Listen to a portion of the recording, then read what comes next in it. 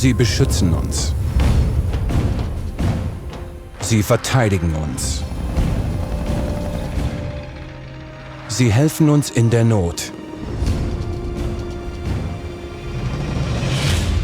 Doch sie werden von innen heraus zerstört. Last year saw more Army suicides than any year on record. Tag Our son was just one of thousands of veterans that this country has lost to suicide. Tag Only to die here at home in their sleep. Tag. He then used a pistol to take his own life. Ein unsichtbarer Feind ist am Werk. It's gotta stop. Und er versteckt sich direkt vor den Augen. Der unverdächtigte Feind ist der gefährlichste.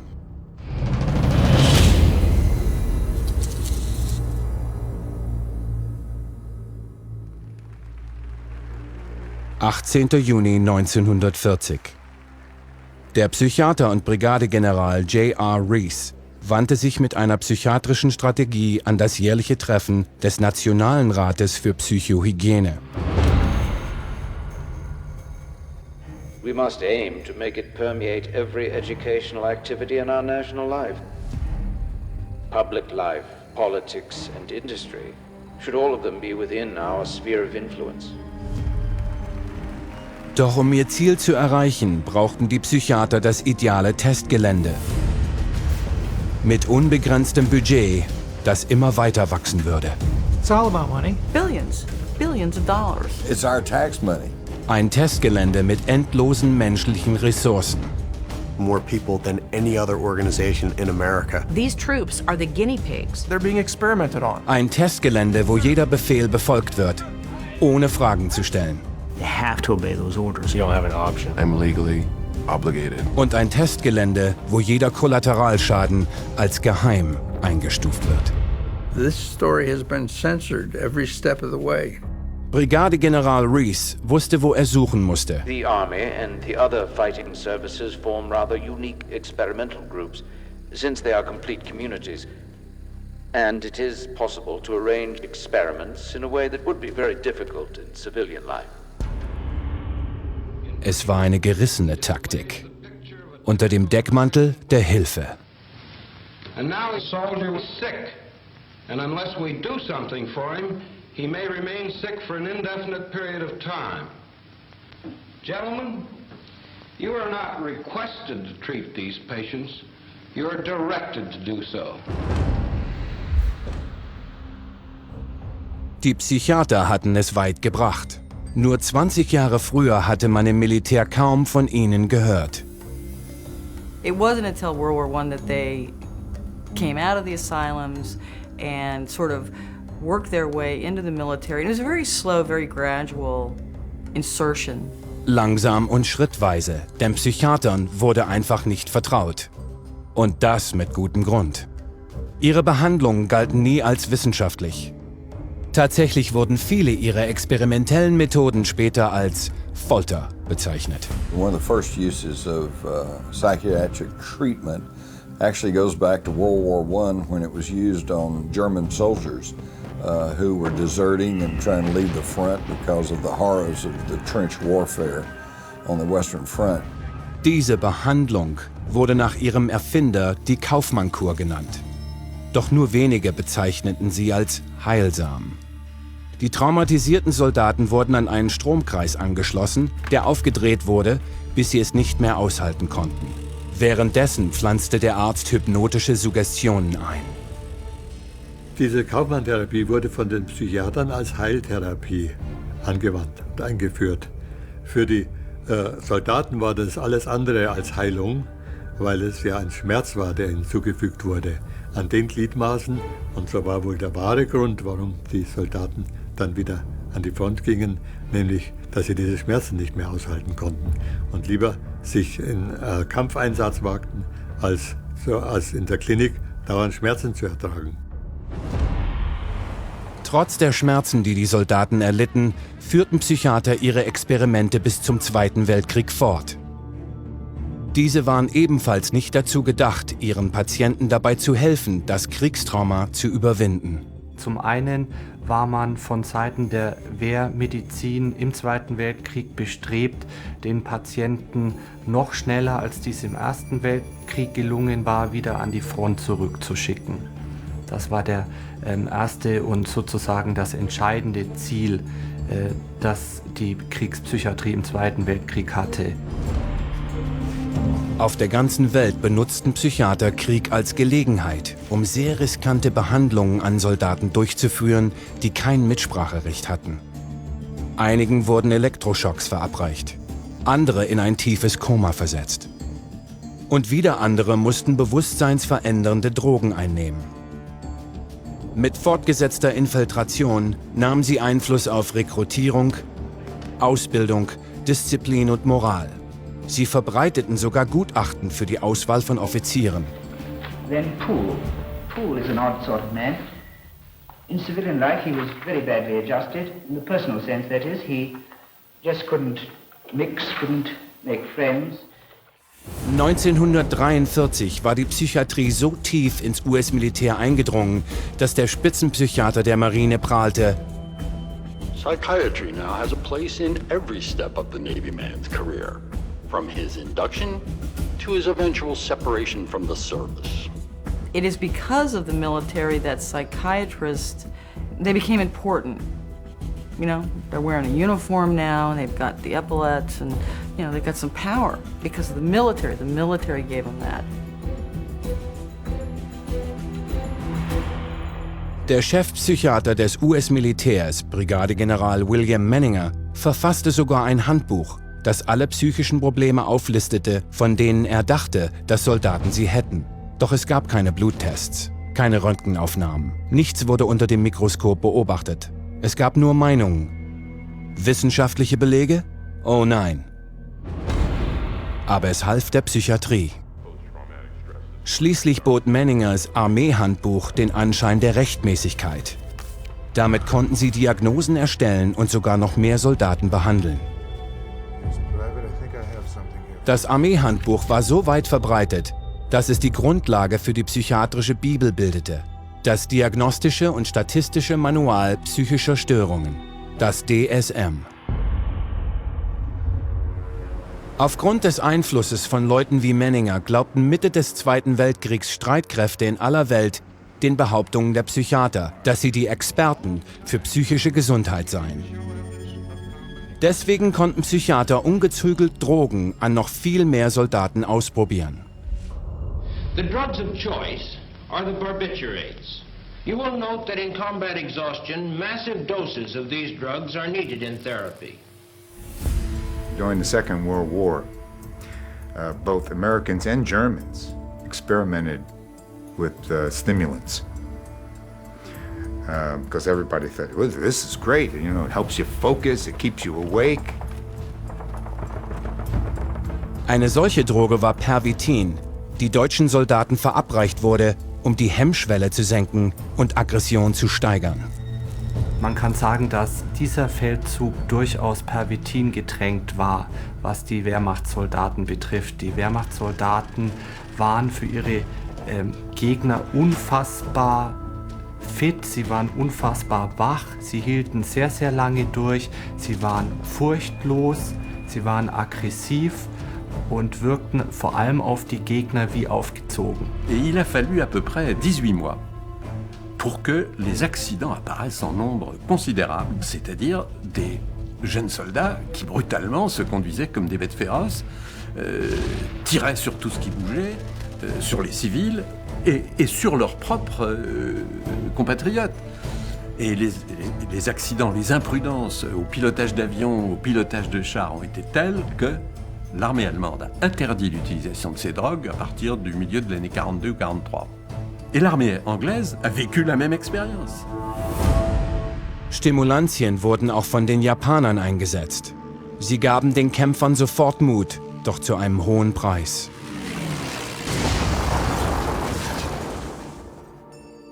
Der hier gezeigte Soldat war ein Torpedopilot im Zweiten Weltkrieg. 海軍の中の特攻隊員ということで、人間魚雷で有名な回転というものの搭乗員として訓練を受け、Die Mission: in einem bemannten Torpedo nah an ein feindliches Schiff zu manövrieren und ihn manuell zu detonieren. 海軍の中ではね、とにかく先行艇部隊、先行艇による特攻を、とにかく成功させるためにということで海軍ぐるみでというかね、でもってとにかく搭乗員たちにアンフェタミンを投与させて作戦行動を成功させるということがもう行われていたということですね。Obwohl er den Krieg überlebte, war das Leben des Mannes ruiniert. で実際に私の叔父も、帰ってきて、復員してきてからそういった形で今度メタンフェタミンヒロポン中毒になってで今度ヒロポンが禁止されたわけですよね。今度は何になってかもうアルコールもう本当にアルコールはひどかったです。私も叔父が叔母にね本当に暴力を振るうシーンっていうのは何度も見てますしだから彼自身も実際に、自殺を3度図って Von den 50ern bis Ende der 70er Jahre fuhren Psychiater in Ländern wie Großbritannien, den USA und der UdSSR damit fort, das Militär als Testgelände für ein ganzes Arsenal an neuen experimentellen Behandlungen zu benutzen. Amerikanische Militärpsychiater benutzten Soldaten für LSD-Experimente. The squad, composed of volunteers for the test, responded like well-trained soldiers, immediately and without question. The squad, all except the drill sergeant, now drugged with LSD. After a few minutes, the men found it difficult to obey orders. Obwohl sie sich der Risiken dieser Droge bewusst waren, fuhren britische Psychiater mit LSD-Tests fort. Diesmal an Marine-Kommandosoldaten. Unknown to the troops, the drug was added to the water on the second day. At 11:40, the first effects of the drug make their appearance. The men no longer take cover, they relax and begin to giggle. 70 minutes after the administration of the drug, with one man climbing a tree, the troop commander gives up, saying, "I cannot do anything about this. I cannot control the men and I can take no action myself. I am wiped out as an attacking force." Sowjetische Psychiater gaben ihren Soldaten weiß der Himmel was. В советской армии я служил поваром. И обычно перед обедом приходил доктор, врач, и давал нам пакетик, чтобы мы сыпанули в борщ или там в кашу и размешали. Но мы обычно говорили, что это такое. Это нормально, это витамины. Но что это такое, я не знаю. Тем более, что мы, повара, обычно свою долю вынимали из котла до того, как приходил доктор. Seit dieser Zeit wurden den Soldaten weiterhin Psychopharmaka verabreicht, deren Verwendung nie studiert oder genehmigt worden war. Es war ein einziges gigantisches Experiment.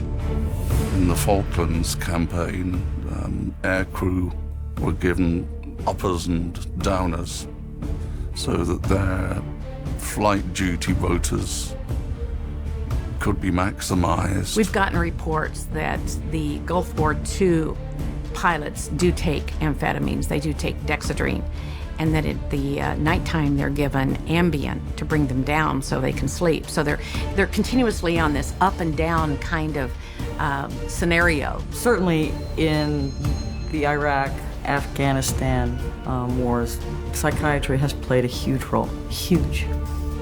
Die Psychiatrie ist nun ein akzeptierter Teil des Militärs in aller Welt. Uns wird gesagt, dass wir Psychiatern vertrauen sollen, dass sie die Autoritäten sind. Das einzige Problem ist, die Dinge haben sich nicht verbessert. Sie haben sich nur verschlechtert.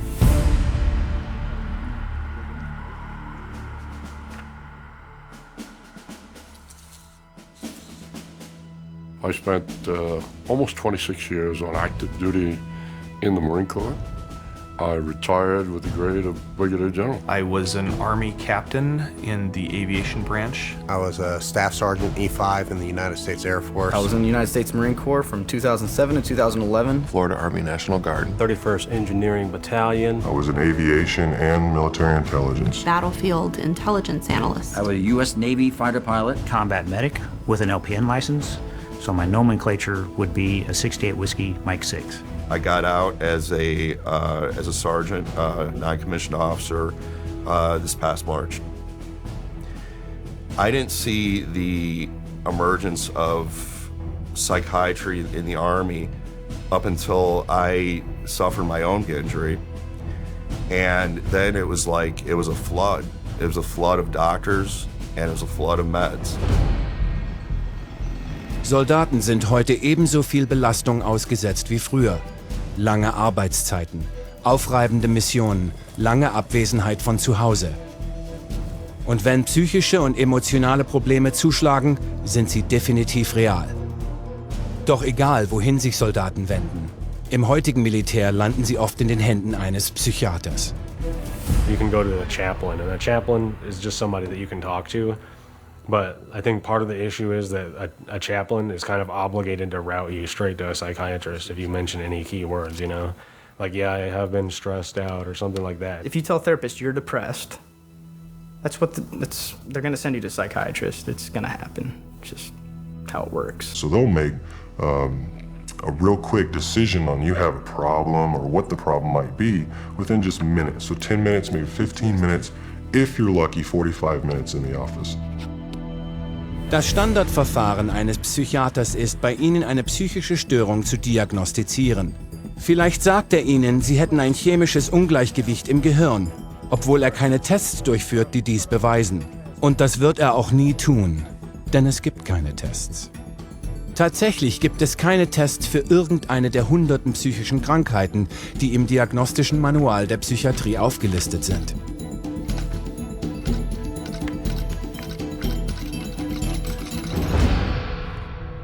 Psychiatry, especially, has no objective means of making any diagnosis. In general medicine, at least you have x-rays and blood tests to go on, and so that's the big dilemma faced by psychiatry. They have zero ability to diagnose, so they have zero ability to treat. No physical abnormality has ever been found. So there is no physical abnormality to demonstrate by an MRI, a CT, an EEG. It's another fraud, pure and simple. It's another fraud. Psychiater werden also Gehirnkrankheiten bei Ihnen diagnostizieren, physische Dinge, die mit dem Gehirn nicht stimmen, und können deren Existenz nicht einmal beweisen. There were no medical tests of any kind. There were no blood tests. Nothing that I could tell that was scientific in any way or medical in any way. Somebody suggests that you have a disorder, a disease or something, there should be some sort of objective test. It's not unreasonable to ask for it. It's not unreasonable to insist on it. Doch das ist von Psychiatern nicht zu erwarten, nur deren Meinungen. Und mit denen werden sie sich nicht zurückhalten. There are troops that are seeing psychiatrists who are automatically, before they even open up their mouth, being diagnosed just because of the way how they look. The psychiatrist told me that I would never amount to anything in the military again because of the emotional trauma I experienced and my current, at the time, my depression levels, my stress, my anxiety. I was never going to accomplish anything in the military. I would never be a good soldier again. And the only viable option that the military saw was to discharge me. When a psychiatrist says your life is not worth anything because it's been all some sort of psychosis or some sort of trauma event, or you've got this disease or that, or some brain chemical or whatever, a soldier's life turns into nothing. Jedes Jahr wird bei tausenden Männern und Frauen in Uniform eine psychische Krankheit diagnostiziert, manchmal sogar 2 oder 3. Dies geriet dermaßen außer Kontrolle, dass das US-Pentagon jetzt pro Jahr $2 Milliarden allein für psychische Gesundheit ausgibt. Und das Budget des Kriegsveteraneministeriums für psychische Gesundheit schoss in die Höhe. Von weniger als $3 Milliarden im Jahr 2007 bis auf fast 7 Milliarden für das Jahr 2014. Das ist viel Geld für einen Berufsstand, der nicht einmal mit einem Mikroskop Beweise für seine Gehirnkrankheiten finden kann. Das kümmert die Psychiater aber nicht. Diagnose ist nur der erste Schritt, eigentlich eine Rechtfertigung, um sie einigen sehr gefährlichen Behandlungen zu unterziehen.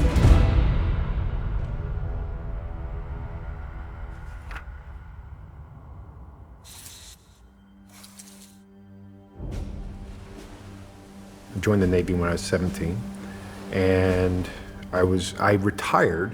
I was medically discharged, I should say, from the SEAL teams. I served my country with America's best in a time of war. And I had the honor of leading them. But I did lose, you know, my swim buddy, which is the guy you go through SEAL training with. And that gave me a survivor's guilt that I can't begin to describe. And, you know, I make it through combat in multiple firefights and nothing. I got blown up by an IED, it broke my neck, you know, and I didn't know it at the time. But I lived with that for like 5 years, make it through all of that. And I come back and they almost kill me with pills. Die fast unausweichliche Folge einer psychiatrischen Diagnose ist die Verschreibung eines Psychopharmakons. Es ist sehr selten, dass Psychiater etwas anderes tun. Und sie haben eine Menge verschrieben. Zwischen 2005 und 2011 erhöhte das US-Verteidigungsministerium die Verschreibung von Psychopharmaka um fast das 7-fache. Das ist über 30 Mal schneller als für Zivilisten. Den Veteranen werden diese Drogen genauso aufgedrängt. We get this guy from the Veterans, I think the Veterans Administration or something like that. And he's basically telling you, if you are depressed, if you do something erratic, it's a disease. I mean, this guy's literally the loudest guy in the entire briefing. You know, very just in your face about it. And he's just basically saying, you know, if you're doing anything other than what you normally do, you have a disease and you need to be put on the system, you need drugs. We can control it with medication. And then right after that, they're gonna get prescribed whatever drug the psychiatrist seems fit rather than just being able to talk to somebody. No therapy, no lifestyle change. It's a straight line of how they educate these doctors in pharmacology, a symptom to a drug. Psychiater haben keine wirkliche Vorstellung davon, was ihre Psychopharmaka dem menschlichen Körper antun. Aber wenn es daran geht, sie zu verschreiben, spielt das keine Rolle. My older brother got out of the Marine Corps, like I said, about a year ago. And when he went to the VA hospital to make his disability claim and talk to him, he told him that he had trouble sleeping. And he didn't tell me what they gave him, but he basically said they gave him a big bag of happy pills. So I came home on R&R from Iraq and got severely depressed. And they went and told me to go see Don-based psychologist, which then they prescribed me meds. He basically told me what was wrong with me and prescribed me with Zoloft, and that was pretty much it. I've been on Ambien, Seroquel, Paxil. That was one of the big ones. A very dangerous drug that I just think is very harmful called Abilify. It kind of puts whatever meds you're on steroids. Wellbutrin, Zoloft, modafinil, methylphenidate, trazodone, Prazosin, and Ambien. Starts out with Dexedrine, Vibrid, Dalmane, Citalopram, Thorazine, Citalopram, Prozac, and effects are at the same time. Stelazine, Zoloft, Compazine, Seroquel, Cogentin, Abilify, Nodular, Wellbutrin, IV-Amitol, Depakote, Artane, Xanax, Halperidol or Haldol, Klonopin, Diazepam, Adderall, and Librium. 5 milligrams to 300. 300 milligrams. 1,200 milligrams of lithium a day. Most individuals who would be given these drugs have no clue what the drug is, really, or what it can do to the mind, really. They just don't know. So it's a blind date. And and sometimes it turns out to be kind of an ugly one. Vor allem in den Vereinigten Staaten erreicht die Verschreibung von Psychopharmaka an das Militär Höchstwerte. Im Laufe der letzten 10 Jahre hat die US-Regierung über 4,5 Milliarden Dollar ausgegeben, nur um Soldaten und Veteranen Medikamente zu verabreichen.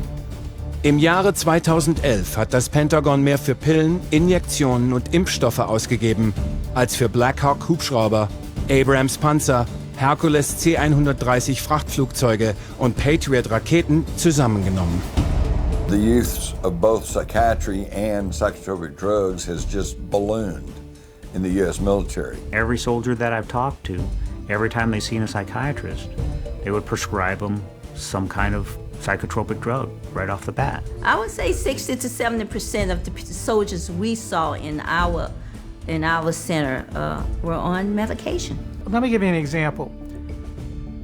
I was on a committee, a scholarship committee for veterans at a college, and they invited the VA psychiatrist to come in to give a talk about post-traumatic stress disorder.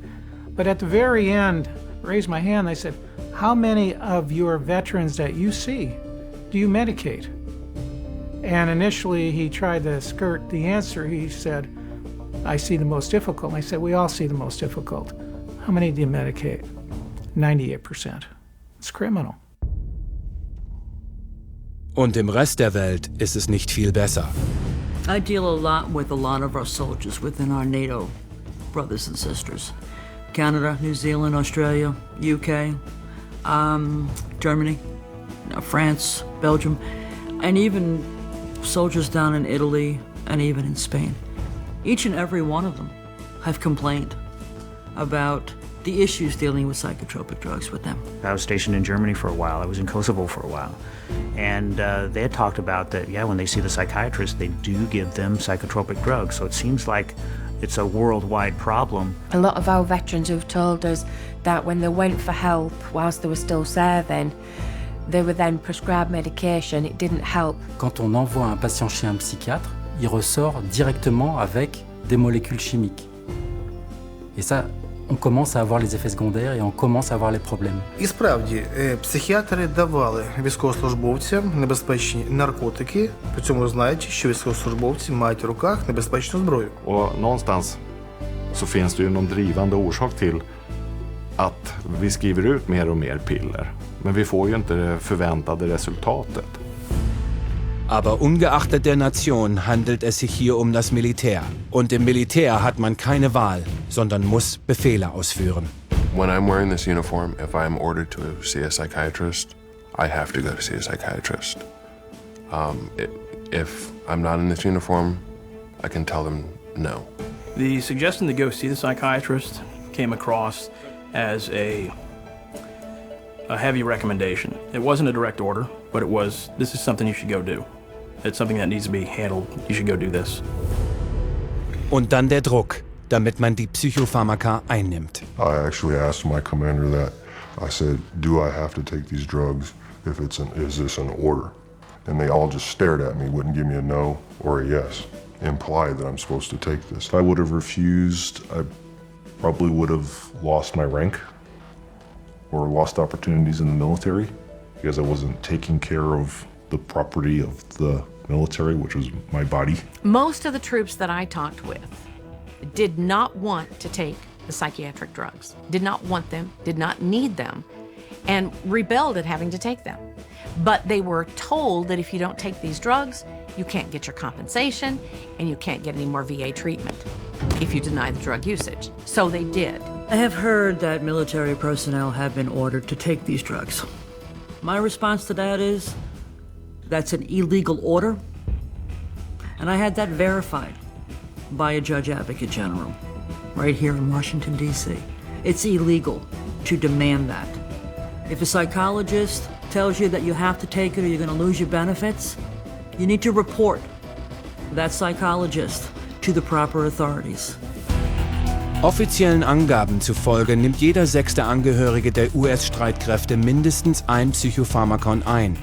Aber gemäß dem Verteidigungsausschuss des US-Senats weiß niemand, wie viele Psychopharmaka an Soldaten ausgegeben werden.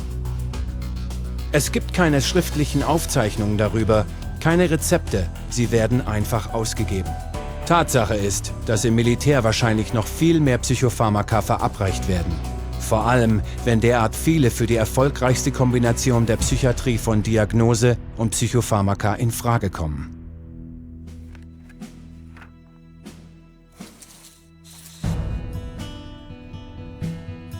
I was in the Army, and when I got out, I was corporal. And then I went back as a contractor for the Department of the Army. My original purpose was definitely get involved, serve my country, and then pursue it from that point forward. I personally had been deployed to Iraq for just about a year, and having gone back to Europe, I was having trouble sleeping, and having some issues just adjusting back to this, different lifestyle after having been shot at, nearly blown to pieces, so many times to this. Now I can just go down the road and get a pizza. And one of my officers recommended I go see a psychiatrist. Yeah, within 10 minutes it was, so you're probably bipolar, most likely ADD, and PTSD.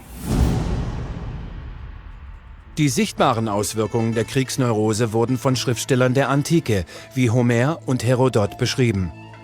Die Franzosen nannten dies mal du pays, die Deutschen Heimweh. In Spanien war das Estaroto. Wie immer es auch bezeichnet wurde, das Militär hat seit langem bestätigt, dass die Schrecken des Krieges für einen Soldaten manchmal unerträglich werden. Es wurde gewöhnlich als eine nervöse Reaktion betrachtet, eine erwartete Folge von Kampfhandlungen. Aber Psychiater heutzutage nennen es eine Gehirnstörung. Sie entstand 1980 unter dem Namen posttraumatische Belastungsstörung, PTBS. This war isn't any different than any other than guys coming back with shell shock, battle fatigue or combat fatigue. And now they're calling it post-traumatic stress disorder. It's been around forever. Und wie die anderen Störungen wurde sie nicht mittels wissenschaftlicher Tests festgestellt. Stattdessen haben Psychiater Lobbyarbeit dafür gemacht und sie durch Abstimmung ins DSM aufgenommen. Sie haben tatsächlich darüber abgestimmt. Heute ist das die beliebteste Diagnose der Militärpsychiatrie. Und sie hat sich schnell ins Zivilleben ausgebreitet. The goal is to combat post-traumatic stress disorder or PTSD. Helping veterans with PTSD. Soldiers' post-traumatic stress disorder. I was diagnosed with PTSD. PTSD. PTSD. PTSD. How many times do you hear PTSD in the media now? People really don't understand it, I don't think, and we're just trying to assign a label to people, our soldiers and sailors that are coming back from these very horrific events that they're being witness to. People who suffer from post-traumatic stress are reacting to a traumatic event in a normal fashion. What we believe is that the military is treating veterans in particular with post-traumatic stress as though they have a mental illness. We don't believe they have a mental illness. We believe that they're wounded and what they need is healing. In PTSD, psychiatry has created a disease. They speak of it as a disease just as they speak of generalized anxiety disorder and clinical depression as diseases, but none of them are actual diseases. If someone shows up in my practice and they say a psychiatrist or other doctors diagnosed me with post-traumatic stress disorder, I would actually ask the patient, okay, what tests were done to establish that diagnosis? And they'll think about it and they'll realize that nothing was done. They just got the opinion of whoever the practitioner was. Certainly there is stress that goes along with combat. When you put a soldier into an environment where he's not getting sleep, he's being shot at, friends around him are getting hurt or dying, that's going to cause some bad side effects. Sure, those phenomena exist, but that doesn't then equate to, well, let's drug him. An den Schrecken der Kampfbelastung ist nichts Unechtes. Aber die Psychiatrie erfindet eine Gehirnfunktionsstörung, um sie zu überzeugen, ihre angebliche Behandlung zu akzeptieren. Und dann weiten sie die Definition immer mehr aus. What qualifies for PTSD has recently been downgraded, but they have directives that come out that say, well, now we're going to suggest that everybody who's, been in a war zone could possibly, maybe, and so with that, anybody qualifies. What I saw with the new privates coming in is they were just out of basic training and they were given psych drugs for PTSD, for being in basic training for 9 weeks. I was diagnosed with PTSD because I came back and I was a little jittery. And it's just, I guess they said that I had PTSD from that when it was just, I was still kind of trying to assimilate back into the scene of not being in combat, of not being over. The determination that I had PTSD was almost made before I even walked into the office. They told me that it was clear that I had post-traumatic stress disorder and that I needed medication to fix it. Nearly every soldier in my company was diagnosed with PTSD. Nearly every soldier. Es gibt 175 verschiedene Symptomkombinationen, anhand derer ein Psychiater bei Ihnen PTBS diagnostizieren kann. Es ist also keine Überraschung, dass 37% der neueren Kriegsveteranen deswegen behandelt werden. Sobald sie erst einmal diagnostiziert sind, werden 80% Psychopharmaka erhalten. Von ihnen bekommen 89% Antidepressiva und 34% erhalten starke Neuroleptika. Selbst nachdem einer der führenden PTBS-Psychiater nach einer Studie zugab, dass Neuroleptika nicht funktionieren. Just because a medication can be widely prescribed doesn't mean necessarily that it's really helpful overall for the symptoms of post-traumatic stress disorder. Wenn Psychiater standardgemäße medizinische Tests durchführen würden, könnten sie vielleicht ein körperliches Problem entdecken. Etwas, das sie als PTBS bezeichnen, aber in Wirklichkeit eine körperliche Verletzung ist, die mit einem Gehirnscan verifiziert werden kann. Das nennt man Schädel-Hirntrauma oder SHT. Es wird geschätzt, dass 320.000 Soldaten sie erlitten haben. Traumatic brain injury is an injury to the brain itself, either caused by a concussive blast or a closed head wound. There's some difficulty determining between traumatic brain injury and post-traumatic stress because the symptoms tend to mirror each other. Inability to focus, short-term memory loss, difficulty with rage or anger. You're talking about a physical injury, an actual brain injury, as opposed to a mental health, a condition. It's the two absolutely, totally separate things. I'm handling a Gulf vet who's got traumatic brain injuries. He's labelled with PTSD, and he's got a lump of shrapnel in his head.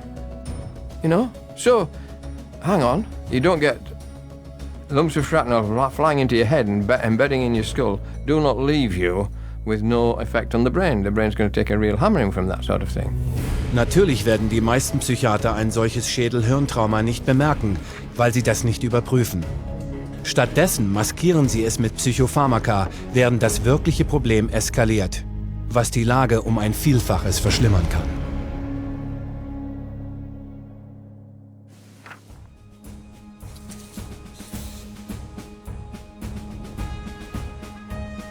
I think my main goal why I joined the military was, the first thing is to get money for college.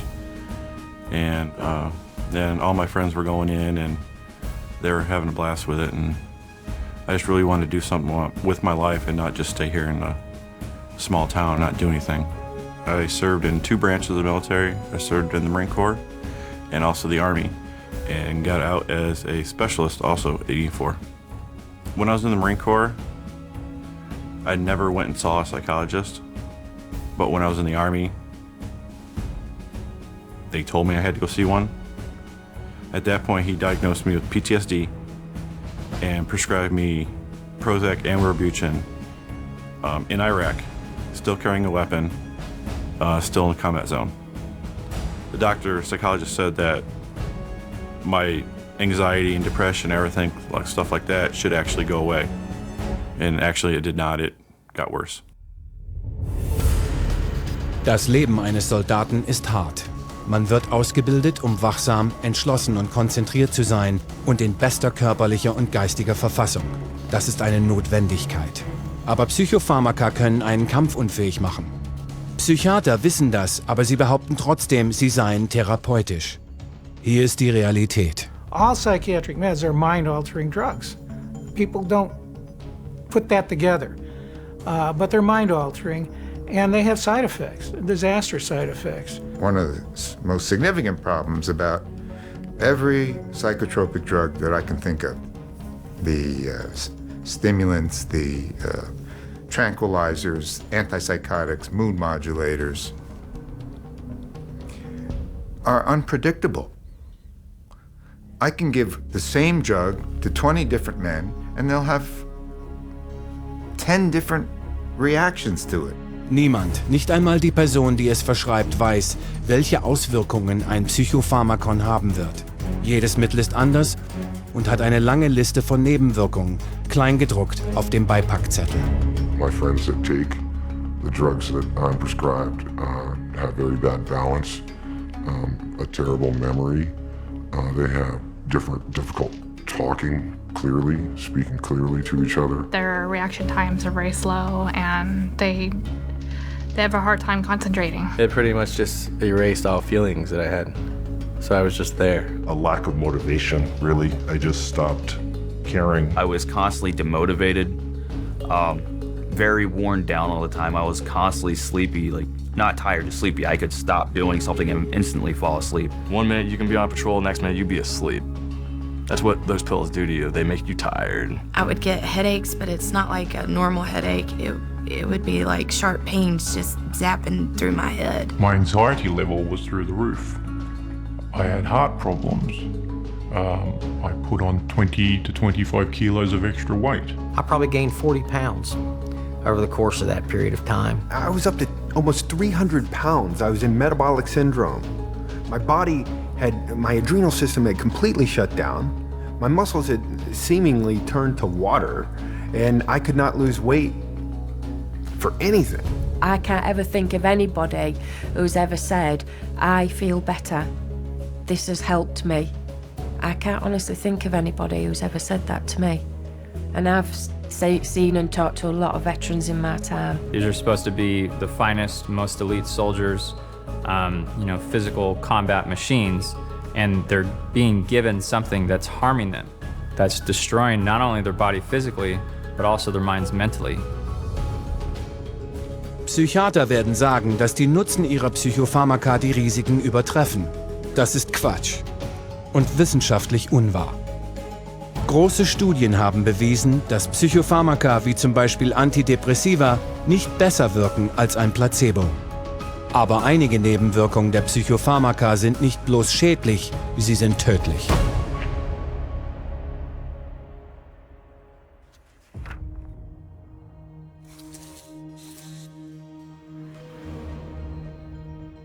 Zu all den furchtbaren Nebenwirkungen von Psychopharmaka kommt eine sehr befremdende Tatsache. Sie heilen nichts. Was bewirken sie also? Sie verändern das Verhalten und stumpfen die Gefühle ab. Sie hindern eine Person nicht nur daran, sich mit Dingen auseinanderzusetzen, sondern machen sie auch der Umgebung gegenüber gefühllos. Es gibt sogar eine Bezeichnung dafür: Depersonalisation. I've had patients who've been given very large doses of psychoactive drugs over a period of about a year, and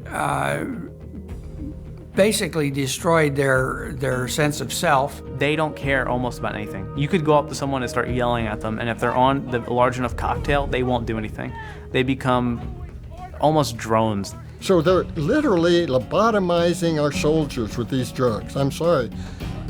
I'm just being very direct and honest with my experience of over 200 injured warriors. It's almost like being in a mental hospital with lobotomized patients. I'm sorry, it's just awful. Und die Depersonalisation wird wirklich gefährlich, wenn das Psychopharmakon eine weitere übliche Nebenwirkung zeigt. If someone is numbed like that, they're less likely to be concerned about the consequences of their behavior and might resort then to impulsive actions, violent actions. Some of the effects of the drugs that we're aware of, that the veterans we've dealt with have come across, have been things like more anxiety, more anger. They're having all these fits of anger, aggression, they're getting in fights with their significant other. And of course what this has led to is just a really horrendous number of domestic shootings, domestic beatings, child, wife abuse. Das ist statistisch belegt. Seit 2006 haben sich gewalttätige Sexualverbrechen und häusliche Gewalt im Militärbereich um über 30% erhöht und die Kindesmisshandlung um 43%. Währenddessen schoss die Verabreichung von Psychopharmaka an unsere Truppen in die Höhe. Und dann gibt es Fälle von Soldaten, die unter Psychopharmaka völlig die Kontrolle verlieren. This one particular morning, the soldier was in our unit, and most of the soldiers in our unit are on some type of medication. And she was waiting for the soldier. And when she walked in, he was locking and loading his weapon. And she asked him, "What are you doing?" And he looked at her, he said, "I don't know."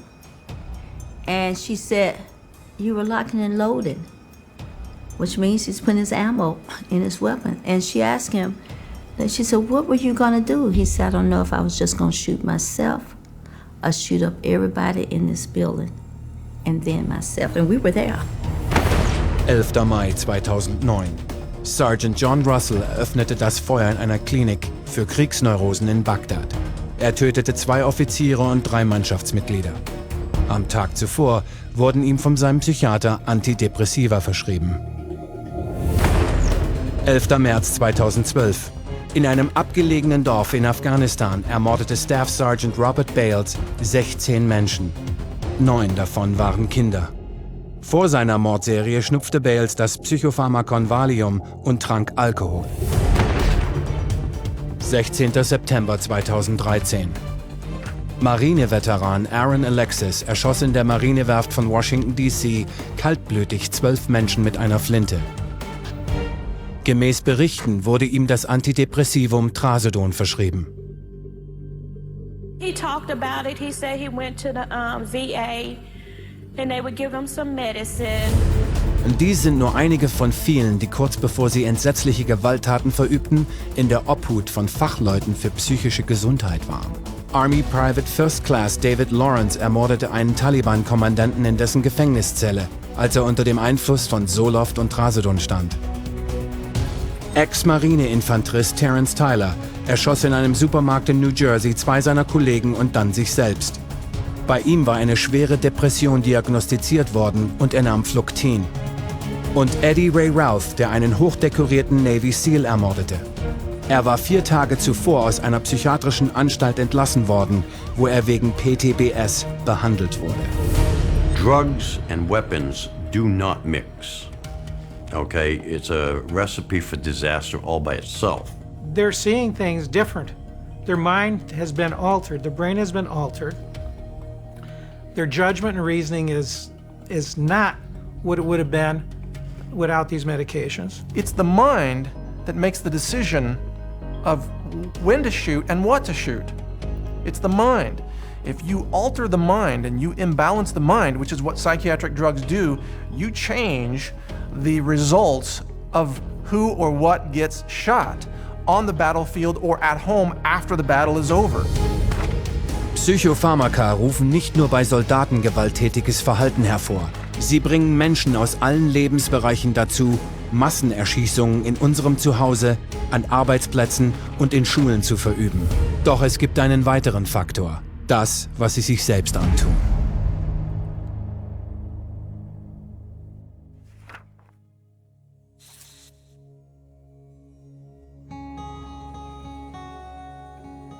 Ever since I was a little kid, I always loved the military. I loved the Army, and I think I always knew that I wanted to, join. I just said, I wanted to go and experience it, and just to serve my country. And then I went to the recruiter station. I said, I want to jump out of airplanes and ride motorcycles. And right then they said, we got a job for you, But I did it, and it was good.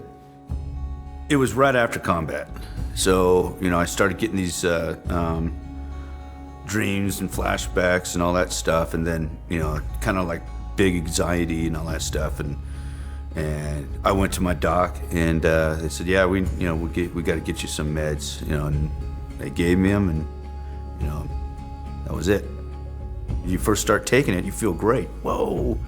And then it just like, it's like, you get immune to it, and then let's take a higher dose. Let's take a higher dose. In my experience, I didn't see anything helping at all. I felt like it was making everything worse. I gained like, how many, like 40 pounds taking the meds. We looked it up, and that one med, I don't remember what it was called, but it said it acted like you had like 1,500 calories every pill you took, and I had to take it 3 times a day. If he missed a dose, then the whole family would know, the whole house would be kind of on edge because you couldn't talk to him. He would snap. You take your meds and you can just start feeling it going down, and then you're just like, bam, and you're a zombie, you know? It almost seemed like he just didn't care about life anymore. He wasn't himself. My body was breaking down, and my wife, she's all into herbs, and she's saying this isn't right. And then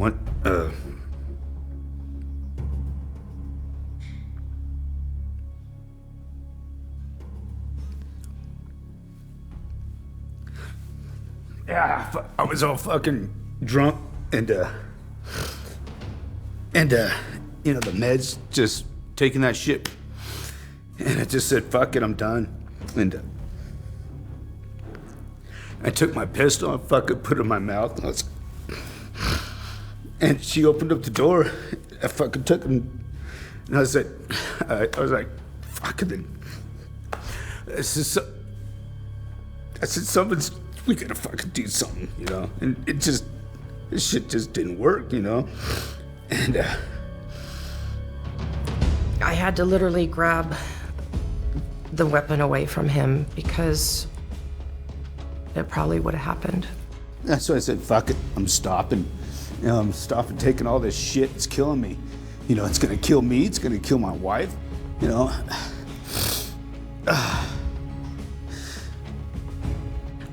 That was the straw that broke the camel's back. It wasn't working, and something had to be done. I didn't want to lose my husband. I didn't want him to kill himself, and I didn't want to be killed as well in the process. I knew I wasn't me. You know, it was the drug that was doing it, and I knew I had to change or I'd be dead, and that's why I changed it.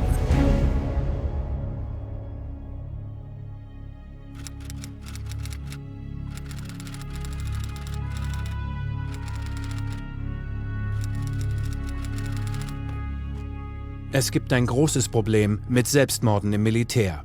Seit 2002 hat sich die Selbstmordrate im US-Militär nahezu verdoppelt. The suicide rate has really been going out the roof here lately with our military members, both while they're still in and once they return back to the States. I would move from base to base to base, and I'd be on different missions at different times. And one minute I'm on a base and I'm having lunch, and I'm being asked, hey, did you hear about those 3 guys, those 3 soldiers who committed suicide? It was a black eye on Fort Bliss. Soldiers were dying left and right. Preventable deaths, we're talking suicides, we're talking about these soldiers getting in their cars or motorcycles going 150 miles an hour and, you know, hitting a median. Family violence, it really spiraled out of control. Psychiater verabreichen weiterhin Psychopharmaka in großen Mengen. Mittel, die Gewalttätigkeit und Selbstmordgedanken steigern. My psychiatrist at the time had issued me a recommended gabapentin, and I took one, and I think within 30 minutes I had thoughts of suicide. They started me on a really low dose to build it in my system, but even the low dose, I was still feeling side effects of suicide, depression, anxiety. I did notice that there was a lot of times that I thought, you know, that it would just be better to be dead than to keep living like that. And I look back on it now and I do realize that it was the meds. Es kann sehr wohl Gründe für Selbstmord im Militär geben, die nichts mit Psychopharmaka zu tun haben. Es wäre aber dumm, den Einfluss der Mittel zu ignorieren. Fragen Sie einfach die Soldaten. I was military police, actively working as a police officer on the military installation. And in 1 week, I went to about 8 or 9 suicide attempts where the person either overdosed or, said that he was gonna kill himself, something like that. And 1 for 1, every single person was on psychiatric drugs. Because of my role as a criminal investigator, I didn't witness the soldiers while they were taking psychiatric drugs. All I got to see was after the suicide or after the death, and then the reports come out. We'd get called pretty often to investigate. We would have an autopsy performed and would include a toxicological exam, which would determine any drugs in the system, and usually there was some type of drug. A lot of them were taking some sort of medication for depression or anxiety. There were a lot of suicides happening in the military, overseas in theater and back in the States. Zwischen 2009 und 2012 starben mehr US-Soldaten durch Selbstmord als durch Verkehrsunfälle, Herzkrankheiten, Krebs und Tötungsdelikte. Der US-Verteidigungsminister bezeichnete das als Epidemie. Es ist also durchaus ein Problem. Einige haben behauptet, es läge an den Belastungen des Krieges. Aber 85% derjenigen, die im Militär Selbstmord begingen, waren nie im Gefecht. Und 52% wurden nie eingesetzt. Doch die Kompetenz der Militärpsychiater wird nicht einmal in Frage gestellt. Das führt zu Selbstmordversuchen wie diesem.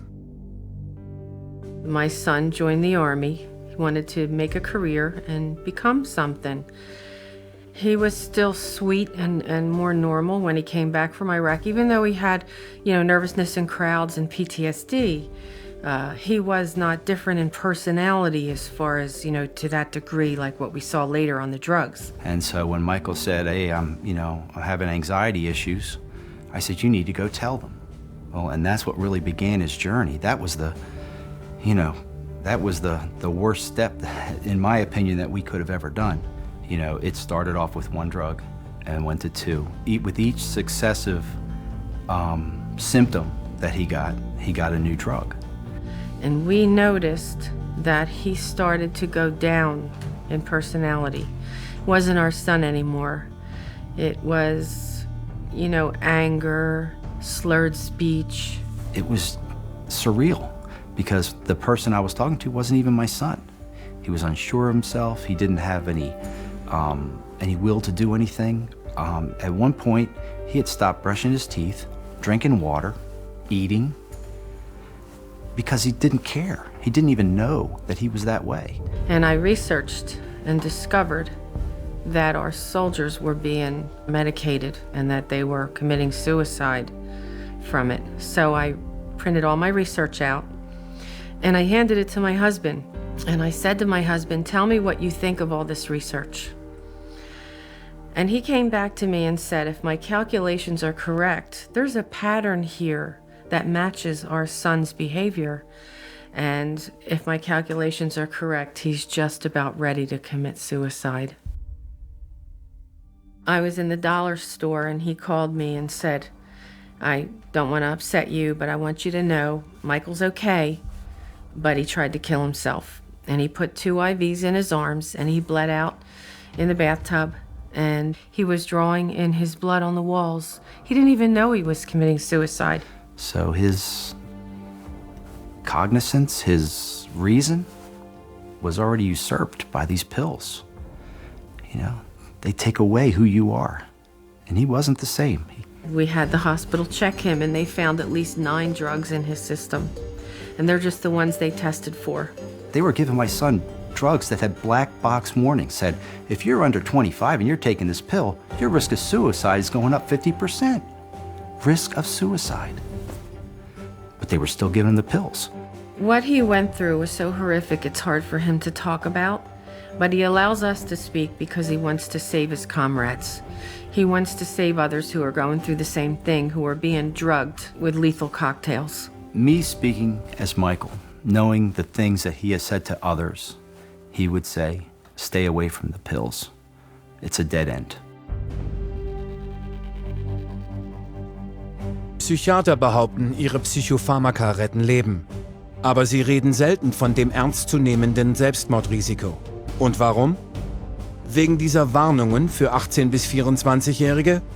Das ist die Altersspanne nahezu der Hälfte aller amerikanischen Soldaten im Einsatz. Und dennoch hat die Verwendung von Psychopharmaka im US-Militär seit 2001 um 76% zugenommen. Das umfasst Antidepressiva, die Psychiater Soldaten verabreichen, um Selbstmord zu verhindern. There's no evidence that drugging stops suicide. The reason I'm saying this is because it is alleged that if somebody is suicidal, you should medicate them. Except there's no evidence that medicating somebody who is suicidal is going to prevent suicide.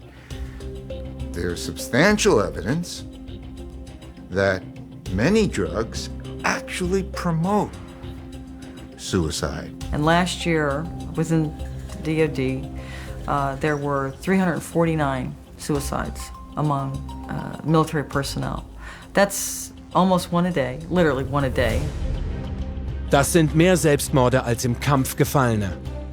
Und das Militär ist sehr beunruhigt. In fact, in 2009, Fort Campbell, Kentucky was actually closed down by the base commander for a time because they were having just an inordinate number of suicides. Suicides on Fort Campbell have to stop now. The last I heard, the VA was getting close to 450 calls a day to their suicide hotline, which they set up years ago to handle the amount of veterans that have suicidal thoughts on a daily basis. 450 calls a day. Das ist ein Problem, das auf Regierungsebene Wellen schlug. One of the biggest concerns I have about the military is the inordinate number of suicides that have taken place among active duty and those who've left the military. 3 years ago, I got Congress to hold hearings to examine the relationship between suicide and increased use of medications, and there was a direct parallel. The amount of suicides were increasing proportionate to the amount of medications being introduced. So, do antidepressants cause suicide? Of course they do. So, don't blame the soldiers. Don't blame the military as a whole. Blame the corruption of the military by the psychiatric industry that is peddling false, dangerous medicine, that is peddling a kind of modern-day quackery, calling it treatment, but delivering suicide. Bei jenen im aktiven Dienst ist es schlimm, aber bei den Veteranen ist es noch schlimmer. Pro Tag bringen sich 22 von ihnen um. Das ist einer alle 65 Minuten. Aber denken Psychiater jemals daran, mit dem Verabreichen dieser Mittel aufzuhören? Nein. Stattdessen führen sie einen Frontalangriff durch.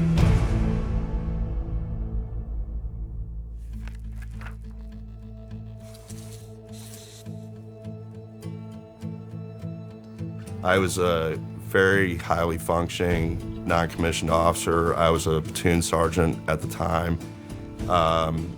I was kind of always being groomed for that next rank. I was getting sent to the right schools, had the support of my chain of command. Things were going really good. After I witnessed this traumatic event on my last deployment in Iraq, that's when the medications really started coming.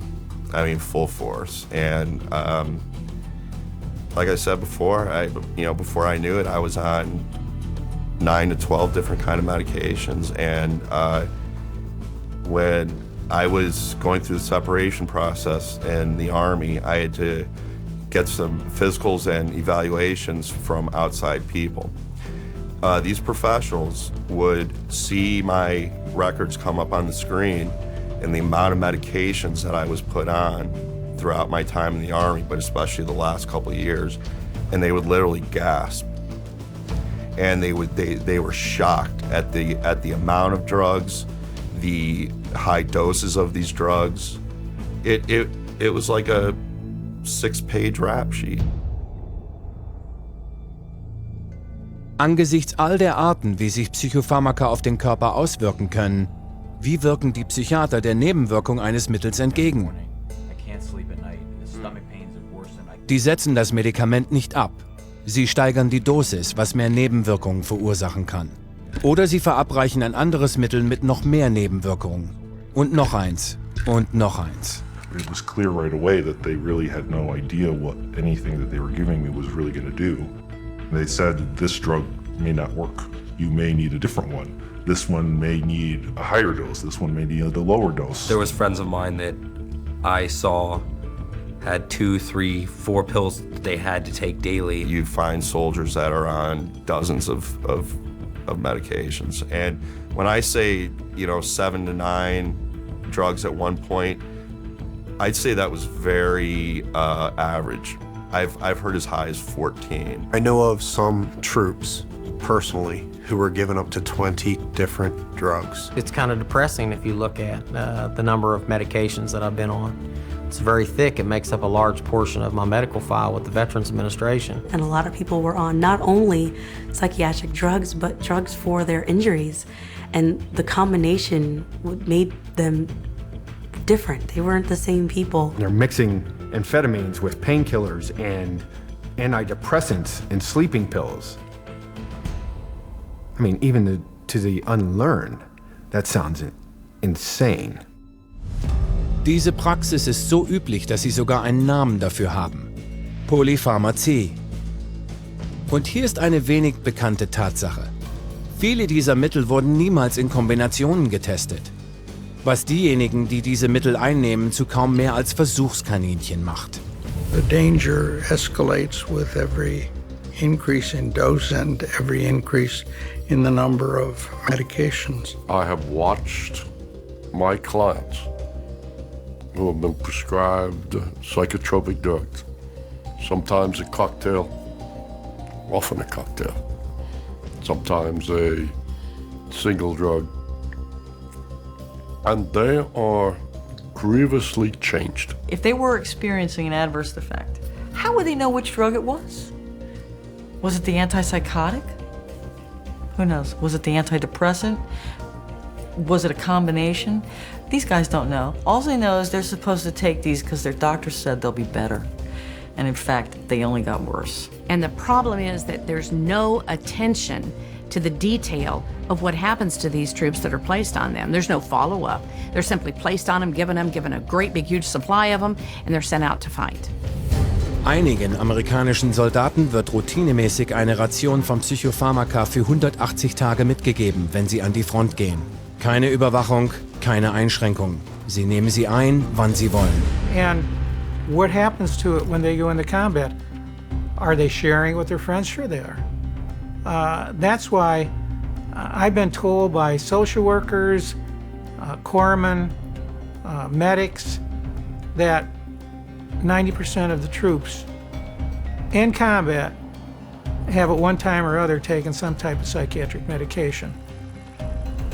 It's just a grand, crazy, insane pharmaceutical roulette that's being conducted at the expense of our nation's sons and daughters, really.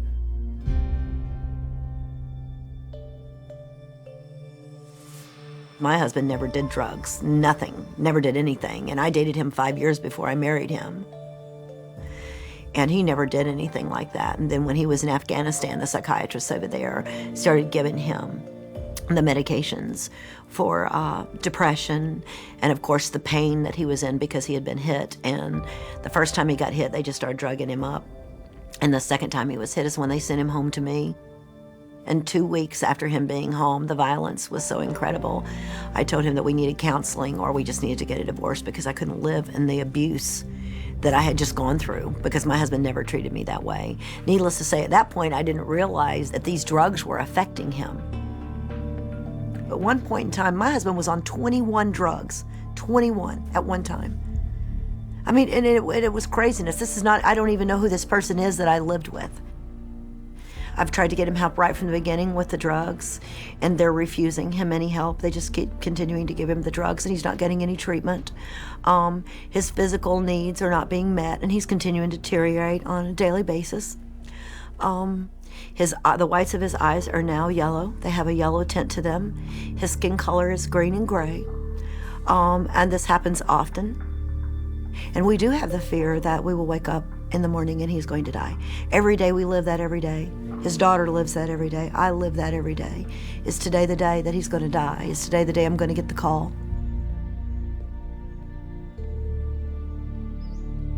They need to give me my husband's life back, is what they need to do. They need to take him off the drugs so that he can think. He can't think. He doesn't know.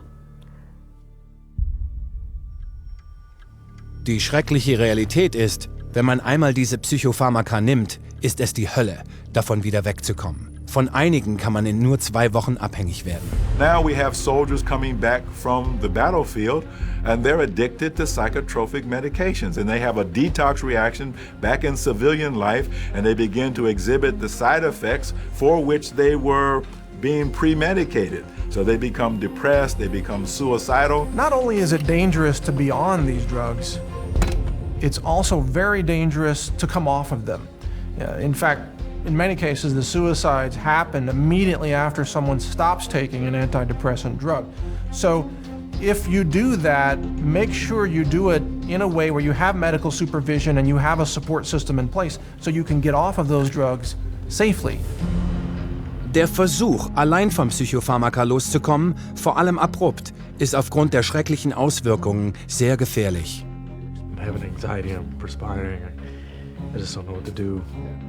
Psychiater werden ihnen weismachen, dass ihre Geisteskrankheit zurückkommt und dass sie die Mittel wieder einnehmen müssen. Das stimmt nicht.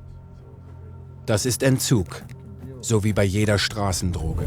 The doctor did not tell me if I did come straight off of these that there would be a worse effect. I didn't know that. So when I did come off it, I fell harder. These are actually addictive drugs, and I didn't know how to act without them. The withdrawal process is rough. And one of the things that I experienced is all these emotions, all these feelings, all these trauma, all this sadness that wasn't being dealt with, wasn't being cared for. It was just being medicated. When I got off all those drugs, it was like a floodgate. Even though you come off those pills, there's a period of time for, I think, a long, long time that stuff is coming out of your system. And sometimes you think that life would be better if you were dead.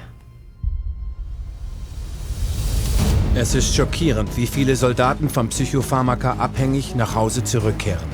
Gemäß einer Untersuchung der US-Armee haben bis zu 35% der genesenen Angehörigen der Streitkräfte Probleme mit Arzneimittelabhängigkeit.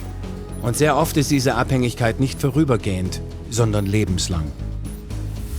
Aber es wird noch schlimmer. Manchmal können diese Psychopharmaka tödlich wirken. Plötzlich und ohne Warnung zuschlagen.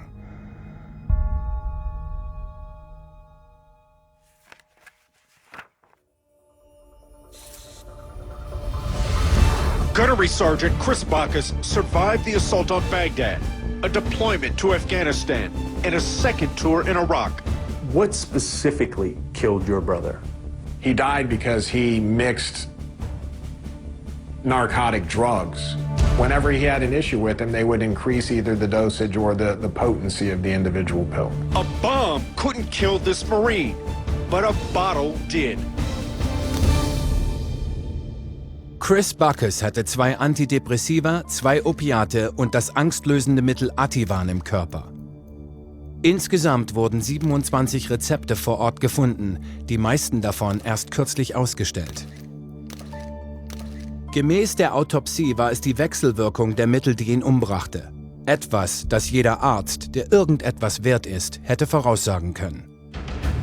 Der Fall Chris Backus unterschied sich nicht von Hunderten anderer. Nur 720 Kilometer entfernt feierten Stan und Shirley White die sichere Rückkehr ihres Sohnes, des 23-jährigen Corporals des Marine Corps, Andrew White, aus dem Kriegsgebiet. Sie ahnten nicht, was passieren würde, als er in einem Krankenhaus für Veteranen Hilfe suchte, wo ihm dann Psychopharmaka verabreicht wurden. Andrew's behavior really started to deteriorate. We saw more and more withdrawal. We saw anger issues. At one point, he slept for 2 or 3 days at a time. The psychiatrist, their solution to his deteriorating condition was to increase his medications or to change the medications. Am 12. Februar 2008 verstarb Corporal White im Schlaf. Er bewegte sich nicht einmal. Er starb einfach. The coroner's report said it was a intoxication of these drugs.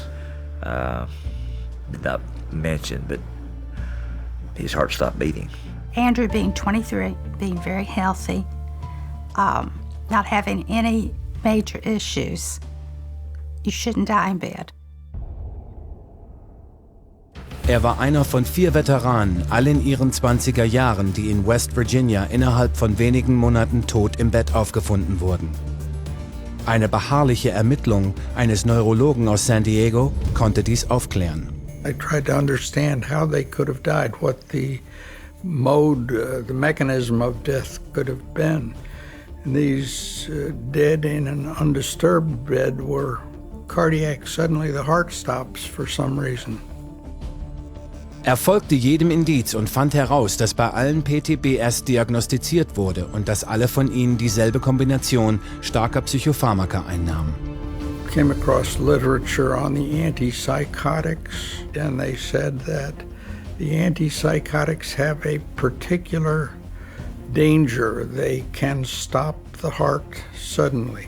And here these veterans, all 3 were on a combination of drugs which can cause or lead to sudden cardiac death.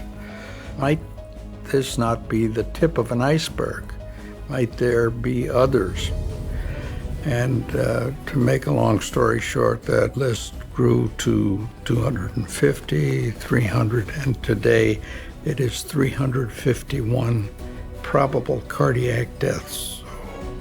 The risk of sudden cardiac death makes those drugs truly unfit for human consumption, and yet they're being used like jelly beans in the military. Yeah, we're watching me here, Devil Dog. Ein weiterer dieser Fälle von Herztod war der 21-jährige Corporal Chad Oligschläger. Are you kidding that? It's machine gun fire. We don't know where it's coming from. But no worries. We have our sandbag structures. Carry on. Chad was hilarious. You know, super smart. Super smart. He was a lot of fun. You know, he played sports, you know, all of that. Like any normal kid was, outdoors all the time. He was willing to make friends and talk to everybody. So that's kind of, you know, what caught my eye in the beginning as well. So he was just fun to be around. This Native American has no comment. Well, he told me the reason why he wanted to join the military was that if he went, then maybe his children wouldn't have to go. He really felt like it was his duty as a citizen to participate. When he came back, we realized he was different. He had asked his commander that, you know, he wanted to seek counseling. He needed some help because he was having problems dealing with what he had done over there and what he saw on that first tour. All right, the reason I'm down here and not up there is because as soon as the IED went off, we were talking about a possible trigger man. We don't know where they are because we never know where they are.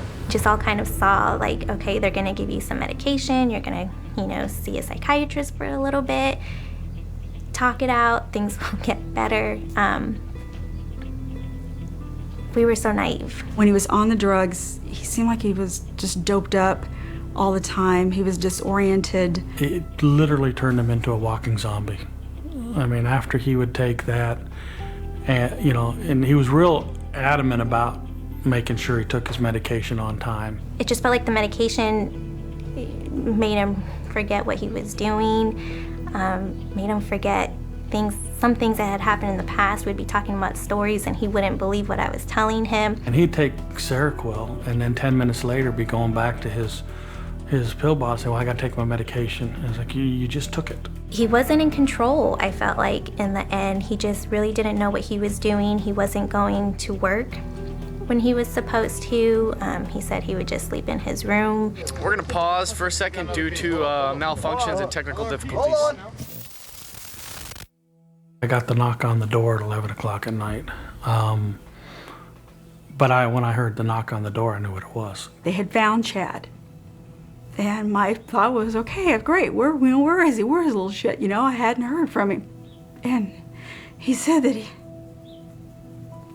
he was at the barracks.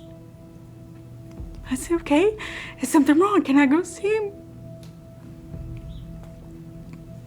And he said that they found him in his room, that he was dead on the floor. They didn't know how long he'd been there,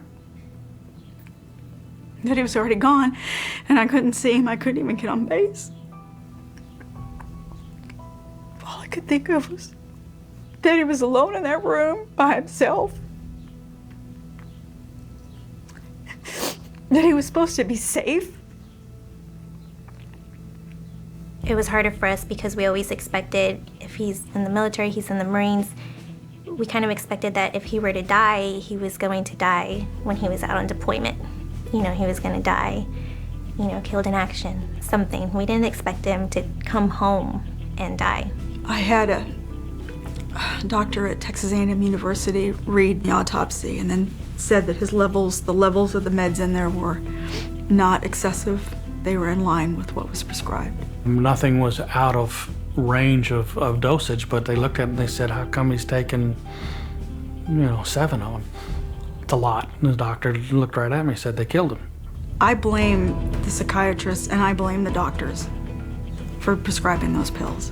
Those are the ones that never checked up on him and let him walk out with all the other pills. Didn't take any of the pills away, just kept giving him more pills.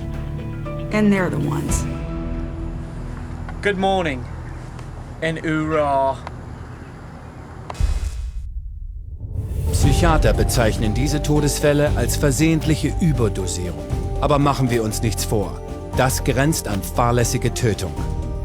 Unsere Soldaten erliegen, einer nach dem anderen, den verschriebenen Mengen dieser tödlichen Kombinationen. Da fragt man sich, ob die Psychiater überhaupt versuchen herauszufinden, warum. Es ist schlimm genug, dass Soldaten sterben. Aber dieser Psychopharmaka-Konsum zieht Auswirkungen nach sich, die weit über das Opfer hinausreichen. Es wirkt sich auf das Leben jener aus, die ihnen am meisten bedeuten.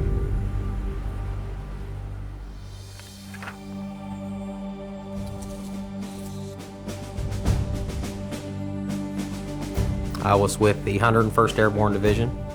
I was assigned to them doing gun truck and convoy security, Operation Iraqi Freedom. I came out as a captain. I've got a total of 26 months in combat. When I came out, returned home from Operation Iraqi Freedom, anyone that marked that they had seen combat or had seen someone killed or had participated in combat operations directly, it was mandatory that you went to mental health. I myself was prescribed Prozac, Depakote, and at one time Zoloft. One night, and I'll never forget this as long as I live. One night I had laid down and I'd taken my pills and I took a shot of Jack Daniels. At that time I had my children staying with me. So I didn't get drunk or anything like that, didn't drink overly heavy, and for some reason I decided to sleep on the couch this time. And I can remember opening my eyes and not being able to move my arms and my legs and literally feeling like I was choking to death. And my son, who was 13 at the time, He came in, obviously I was making some noises, and he shook me so hard that I fell off of the couch. And that kind of woke me up. But literally I felt like I was dying. And I can't help to think if my son wasn't there to wake me up, would I have been a statistic? Maybe. Wenn ein Soldat im aktiven Dienst oder ein Veteran auf Psychopharmaka ist, kann das auf den Rest seiner Familie negative Auswirkungen haben. What we're seeing is that now this label of being broken and disordered is not only being utilized with our troops, but it's now also extended with their families. You hear stories about these young children that are living with a deployed mommy or a daddy who just can't handle the deployments. So what happens is these troops that were deployed come home, whether or not they saw combat doesn't matter. They're still being forced to take a subjective questionnaire, psychiatric questionnaire, and based off of the results are getting told to do these drugs. And when they take the drugs, they become somebody that's different than what that child remembered them to be. Now that child has to deal with coping in a way that is very different than what they had to deal with when the parent was initially home. That child can't handle it. So what happens? Mom and dad says the child needs to go see somebody for help. Child goes seeks help. Child gets the same drugs that mommy and daddy's on. Instead of dealing with the problem the right way, it's a lot easier to give a kid a pill, which ultimately destroys that young mind and ultimately erases somebody from society when that child commits suicide.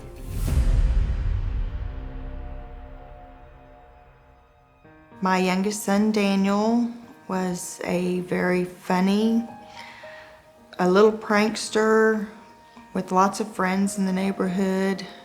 He was loved by his teachers at school. We would go out fishing or hunting or just playing around out in the woods. So were able to spend quite a bit of time together whenever I wasn't gone on training or deployment for the Army. Daniel began having trouble sleeping very shortly after he left, and he was worried that his dad wouldn't come home. He was worried that his dad was going to get killed. And we saw the psychiatrist for 10 or 15 minutes, and he prescribed something to help him sleep, and also Celexa. Well, when she started telling me about the medications, I was very concerned. Overall, it seemed to me that, the situation was continuing to progress and he was just getting worse. My husband came home from Iraq 3 months early because of my concerns. I was very concerned at the personality change to becoming much more withdrawn and sad and depressed. He was having some bizarre behavior. He began cutting himself at school, and he began having hallucinations. We never had any of those behaviors before being put on the drugs. We were all here at the house. He was out of our sight for 10 or 15 minutes, and he had snuck in and went and he'd gone into his room, and I sent James to go find Daniel to help me in the yard. And he did. What was your emergency? We need an ambulance. What's going on? My little brother hung himself. Okay, what's his name? Daniel Radens. My mom is performing CPR right now. Okay, let me transfer you. Don't He was an innocent little boy who was just worried about his dad, who prayed every night that his dad would be safe, and that his dad would come home, and that angels would protect him. But there wasn't anybody to protect my son. Psychiatry in the military took our youngest son from us and ruined our family. Kinder sind ein sehr großes Angriffsziel für Psychiater.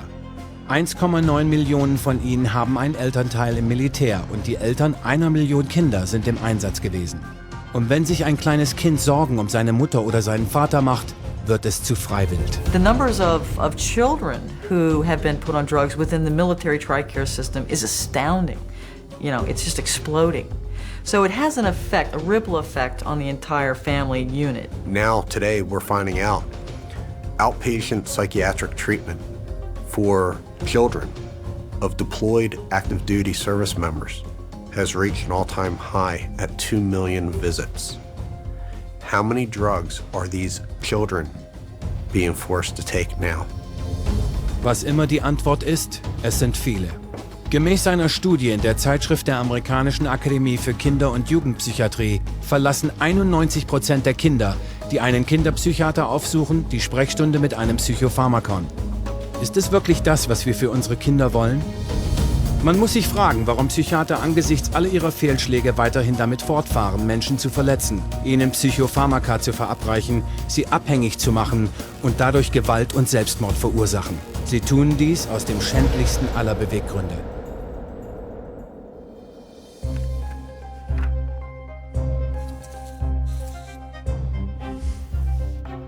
Psychiater sagen, dass Störungen wie PTBS nicht geheilt werden können. Stattdessen behaupten sie, dass man mit Hilfe von Psychopharmaka damit zurechtkommen muss für den Rest seines Lebens. Es sind schlechte Medikamente, aber großartig für das Bankkonto. Once you label somebody and you start medicating them, over the life of that person, it's going to cost the government about $1.5 million to provide these medications and treatment. There's a lot of money to be made here. There's a lot of money to be made by the companies that are producing these drugs. Profit is the only conceivable motive for all of these psychiatric drugs in the military. Taxpayers are footing the bill for this travesty of medicine. These psychiatric drugs that promote suicides, you're paying for them. Warum verabreichen Psychiater derartig hohe Mengen an Psychopharmaka?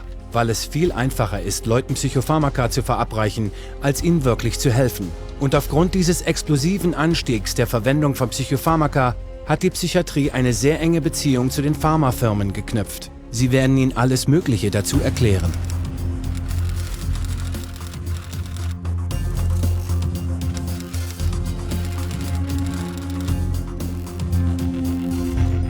Doch leider findet man fast überall finanzielle Interessenkonflikte. Ein Beispiel ist Matthew Friedman, Psychiater und leitender Direktor des Hauptsitzes der US-Veteranenbehörde für PTBS. Friedman war nicht nur ein bezahlter Sprecher für 3 verschiedene Pharmahersteller, sondern saß auch in den wissenschaftlichen Beratungsgremien der Pharmafirmen, die Paxil und Zoloft herstellen. Und wer hätte das gedacht? Dies sind zufällig die einzigen beiden Psychopharmaka, die von der US-Regierung zur Behandlung von PTBS zugelassen wurden. Ein weiteres Beispiel ist Dr. Elsbeth Cameron Ritchie. Bis vor kurzem war sie die Spitzenpsychiaterin in der US-Armee. Sie pries das Neuroleptikum Seroquel als sehr nützlich bei der Behandlung von Angstzuständen und kriegseinsatzbedingten Albträumen an. Seroquel ist überhaupt nicht für diese Verwendung zugelassen und wird sogar mit plötzlichem Herztod in Verbindung gebracht. Soldaten nennen es Zero Kill. Sein Straßenname ist Baby Heroin. Im selben Jahr trat Ritchie in einem Webcast auf, der teilweise von Seroquels Hersteller finanziert wurde, worin sie weiterhin auf die Verwendung von Psychopharmaka auf dem Schlachtfeld drängte. Of course, I'm a psychiatrist, so I tend to think of psychiatric medications, and we treat soldiers with medications, with cognitive behavioral therapy, and other sophisticated treatments on the battlefield. Und schließlich Psychiater und ehemaliger Brigadegeneral Stephen Xenakis. Während seiner Zeit in der Armee drängte er auf häufige psychiatrische Reihenuntersuchungen an Soldaten. Je öfter, desto besser. Heute untersucht die Armee ihre Soldaten bei bis zu 5 Gelegenheiten, einschließlich einer vorgeschriebenen psychiatrischen Untersuchung, wenn sie vom Einsatz zurückkehren, und einer Nachfolgeuntersuchung 6 Monate später. Und diese Reihenuntersuchungen sind übersät mit Interessenkonflikten. Die Entwicklung eines Fragebogens, der vom obersten Militärarzt der US-Armee empfohlen wird, wurde von Pfizer finanziert, dem Hersteller von Zoloft. Ein weiteres Programm für Soldaten und deren Familien wird von einer Gruppe durchgeführt, die viele Millionen Dollar von 8 verschiedenen Pharmafirmen bezieht. Doch Xenakis wollte ebenfalls ein Stück vom Kuchen haben. Er wird Millionen als Generaldirektor einer Firma verdienen, die Geräte für Gehirnscans vertreibt, die er für die Diagnose von PTBS einzusetzen plant. Der Punkt ist, der Psychiatrie geht es nur ums Geld und sicherlich nicht um Hilfe. Und trotzdem stellte das US-Kriegsveteraneministerium kürzlich 1600 weitere Mitarbeiter im Bereich psychische Gesundheit ein, ohne Reformen dieses kaputten und ineffektiven Systems einzuleiten und nur um die Probleme zu lösen, die dieser Berufsstand selbst verschlimmert hat. If all we're doing when we get more mental health professionals is more of the same thing, but then it's a fool's errand. Und für den Soldaten, der aus Pflichtgefühl beitrat und ehrenvoll diente, läuft dies auf ein Wort hinaus: Betrug. One of the things I have the benefit of really is getting thousands of emails a week, whether it's from veterans or other people suffering from pharmaceutical damage. It's specifically veterans these days. We see an increase. We see people calling out and saying they feel betrayed. They are very proud to serve, fight for their countries, protect, the people back home, their loved ones. And I think all they ask for is to come home and be treated fairly, given answers and looked after. And they're not looked after, they're told, it's all in your head, it's mental, take the tablets, it'll cure, go away, and that's it. And I think that is betrayal. For a word to use for those people is an understatement. It's the deepest betrayal of a human being to kill them while claiming you're treating them. To call it medicine and deliver death. Und es ist vollkommen unnötig. Denn es gibt Hoffnung. Und die hat nichts mit psychiatrischer Behandlung zu tun.